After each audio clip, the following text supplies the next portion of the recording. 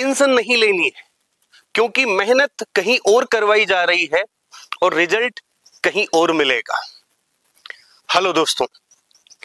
अगर आप किसी गवर्नमेंट एग्जाम की तैयारी में लगे हैं या किसी भी कॉम्पिटिटिव एग्जाम की तैयारी में लगे हैं और आपका सिलेक्शन नहीं हो रहा है, ऐसे ही सरकारी नौकरी की तलाश में है लेकिन नहीं मिल रही है, या फिर लाइफ में कोई भी ऐसा टारगेट रखा है आपने जिधर मेहनत कर रहे हैं लेकिन फिर भी वो हासिल नहीं हो रहा है, तो ये वीडियो आपके लिए है। जैसा कि मैंने शुरुआत में कहा कि मेहनत कहीं और करवाई जा रही है और रिजल्ट कहीं और मिलेगा। ऐसा होता है कई बार कि डेस्टिनी हमें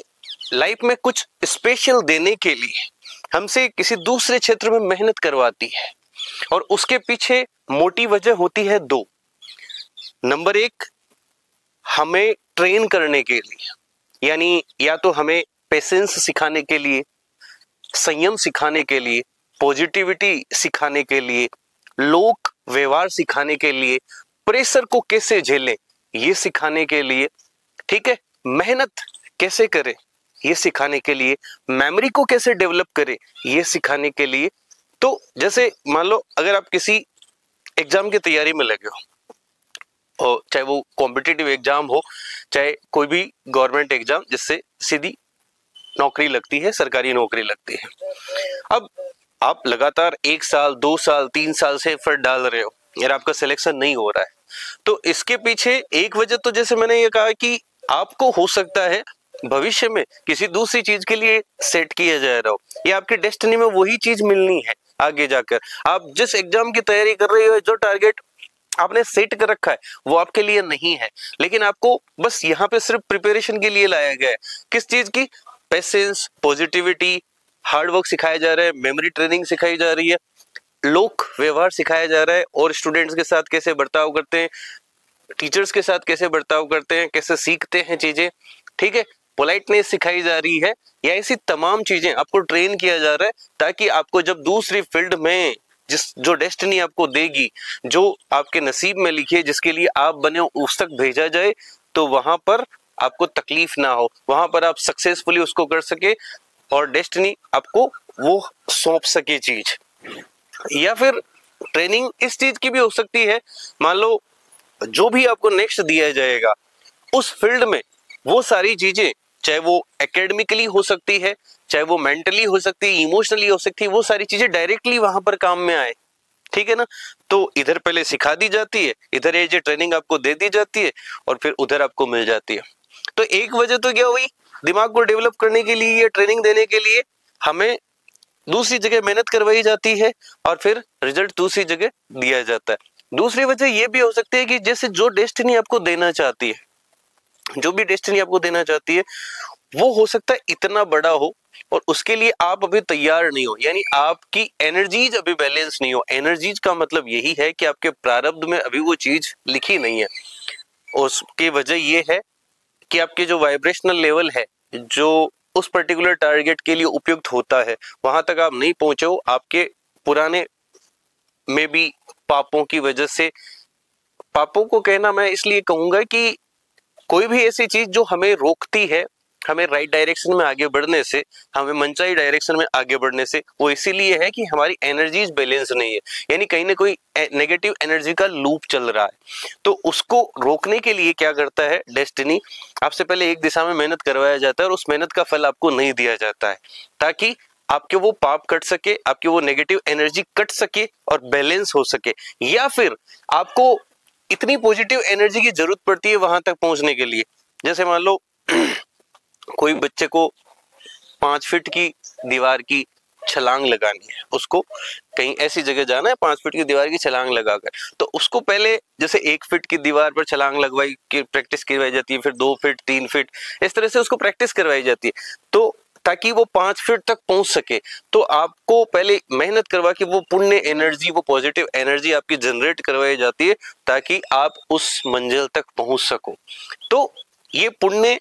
हासिल करने के लिए या पाप काटने के लिए, नेगेटिव एनर्जी को हटाने के लिए या पॉजिटिव एनर्जी को बनाने के लिए या एनर्जीज को बैलेंस करने के लिए ये आपसे मेहनत करवाई जाती है। तो आप जो भी सरकारी एग्जाम में लगे हो या फिर मान लो कॉम्पिटिटिव एग्जाम में लगे हो, अब आप मेहनत कर रहे हो, अब आपके तो यही है सर रिजल्ट नहीं आ रहा है, 1 साल से लग रहे हैं, 2 साल से लग रहे हैं, 3 साल से, घर वालों का प्रेशर है, इधर उधर से कमेंट्स आते हैं लोगों के कि क्या हुआ तेरा नहीं हुआ क्या, इस बार भी नहीं हुआ क्या, इस बार देखो उसका तो हो गया है,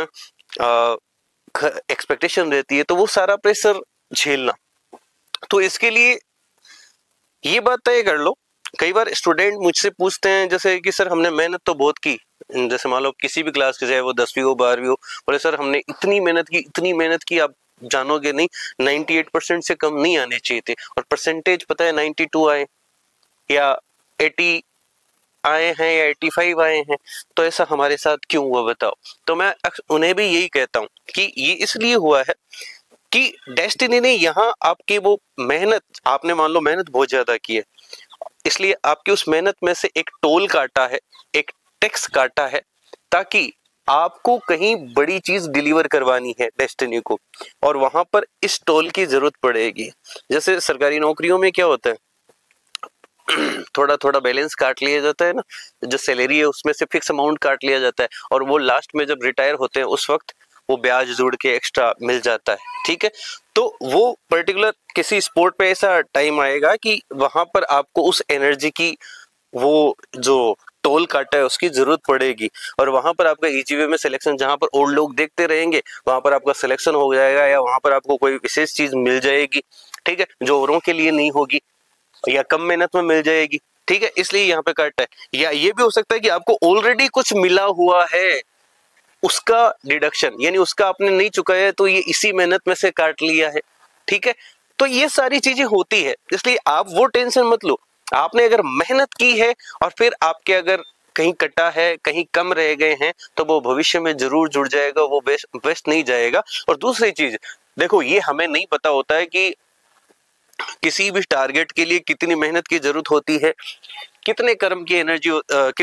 जरूरत, कितनी एनर्जी की जरूरत होती है, वो ऊपर वाला बेटर जानता है। इसलिए अगर हमारी मेहनत के बावजूद वो नहीं मिल रहा है, इसका मतलब हो सकता है, या ये भी तो हो सकता है कि हमारी मेहनत में अभी कमी हो, हमारी उस एनर्जी में कमी हो, हमारी उस थॉट में कमी हो, हमारी उस रणनीति में अभी कमी हो। अब देखो, मैं यहाँ पे आपको 2 एग्जाम्पल समझाता हूँ, 2 एग्जाम्पल से ये बात मेरी समझाता हूँ कि मेहनत कहीं और करवा ली जाती है और फिर रिजल्ट कहीं और दिया जाता है। अब्दुल कलाम को आप जानते हो। अब्दुल कलाम शुरू से ही एरोनॉटिकल इंजीनियरिंग करते हैं, एरोस्पेस इंजीनियरिंग करते हैं। क्यों? क्योंकि वो पायलट बनना चाहते थे, वो उसी दिशा में आगे बढ़ते हैं हमेशा से। पायलट बनने का उनका स्ट्रॉन्ग सपना होता है। लेकिन जब वायुसेना के वो भर्ती में जाते हैं और वहां पे 8 वैकेंसी होती है और उनका 9वां स्थान आता है, तो 8 जनों का सिलेक्शन हो जाता है, उनका सिलेक्शन, तो वो काफी निराश हो जाते हैं कि अब तो मेरा पायलट बनने का सपना टूट गया, अब मैं क्या करूंगा वगैरह वगैरह। लेकिन वही जो डीआरडीओ में बाद में उनका सिलेक्शन होता है, बाद में वो इसरो में जाते हैं, वो एक बड़े साइंटिस्ट बनते हैं, मिसाइल मैन के नाम से उभरते, बाद में प्रेसिडेंट बनते हैं, ठीक है। तो वो उनका डेस्टिनी था, और उस डेस्टिनी को पहले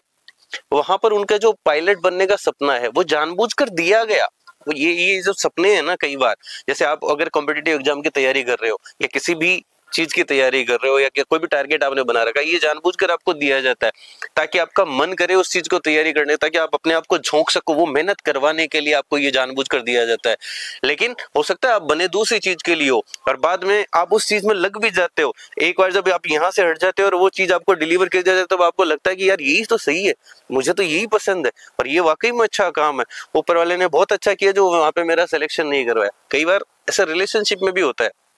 जैसे मान लो कोई बॉयफ्रेंड गर्लफ्रेंड है, उनमें बढ़िया प्रोमिस हो रखे होते हैं कि बस मैं ही तुमसे प्यार करता हूँ या तुमसे प्यार करती हूँ, इससे ज्यादा प्यार हमें कोई नहीं कर सकता या इसके अलावा हमें कोई अच्छा नहीं लगेगा। लेकिन एक दिन किसी की भी वजह से उनमें ब्रेकअप हो जाता है, उस वक्त तो ये लग सकता है इसके अब ऐसा हमें दोबारा नहीं मिलेगा लाइफ में, लेकिन बाद में उनकी अलग अलग जगह शादी हो जाती है। और मैं तो ये कहूंगा ज्यादातर रिलेशंस में ऐसे होता है कि जो पहले वाले प्यार होते हैं उनसे बेटर पति पत्नी मिलते हैं और बाद में एक जगह जाकर ये लगता है कि यार ये वाला ज्यादा अच्छा है। हाँ, मैंने तो पहले सोचा ही नहीं था कि वैसा बेटर, जबकि उस प्यार वाले केस में तो आपने सिर्फ उनका या उन्होंने सिर्फ पॉजिटिव रूप ही देखा होता है, जबकि पति पत्नी में हर रूप देख चुका होता है, फिर भी अगर उस इंसान को उससे ज्यादा पसंद करने लगता है, दिस मीन्स ये दिलवाने के लिए, ठीक है, वहां पे ब्रेकअप जरूरी था। तो ऐसे ही जो सिलेक्शन है या आप जो तैयारी करते हो ये नहीं दी जाती है आपको, ताकि आगे कुछ ढंग का दिया जा सके। तो अब्दुल कलाम की बात अगर करें तो उन्हें पायलट उस वक्त नहीं बनाया गया और उन्हें साइंटिस्ट बना दिया गया, मिसाइल मैन बना दिया गया। और पता है उनका भविष्य में जाकर पायलट बनने वाला सपना भी पूरा हुआ। 2006 के आसपास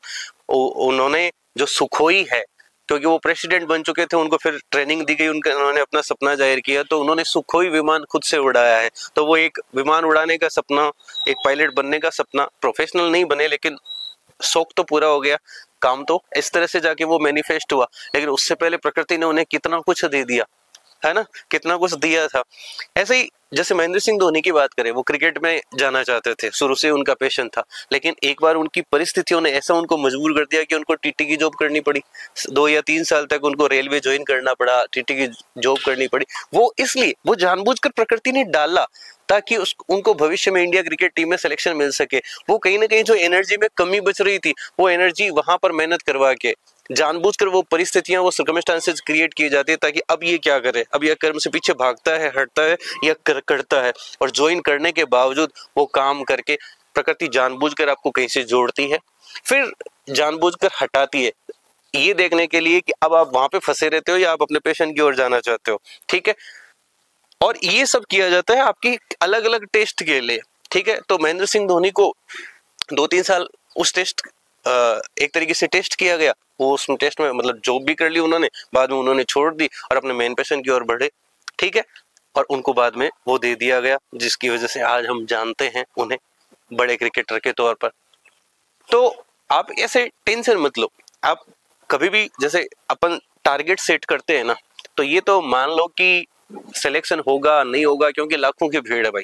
ठीक है, कोई भी एग्जाम दे लो, कोई भी कंपटीशन आप दे लो, किसी भी गवर्नमेंट जॉब में जाओ, किसी भी प्राइवेट जॉब में जाओ, वहां पर भीड़ है,